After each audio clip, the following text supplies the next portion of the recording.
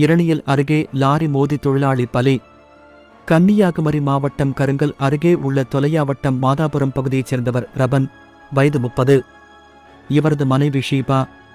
இவர் தற்போது பிரசவத்திற்காக கண்டன்விளையில் உள்ள தனது தாய் வீட்டில் தங்கியுள்ளார். இந்நிலையில் நேற்று முன்தினம் இரவு ரபன் மனைவிக்கு உணவு வாங்கிக் கொண்டு மோட்டார் சைக்கிளில் கண்டன்விளை நோக்கி சென்று கொண்டிருந்தார். அப்போது இரணியல் மேலத்தெரு பகுதியில் வந்தபோது முன்னால் சென்ற லாரியை முந்தி செல்ல முயன்றபோது கண்ணிமைக்கும் நேரத்தில் லாரி மோட்டார் சைக்கிள் மீது மோதியது.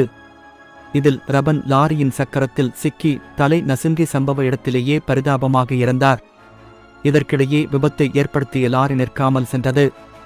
இதுகுறித்து தகவல் அறிந்த இரணியல் போலீசார் சம்பவ இடத்துக்கு வந்து உடலை மீட்டு பிரேத பரிசோதனைக்காக ஆசாரிபள்ளம் அரசு மருத்துவமனைக்கு அனுப்பி வைத்தனர். இது தொடர்பாக போலீசார் வழக்கு பதிவு செய்து விசாரணை நடத்தி வருகிறார்கள்.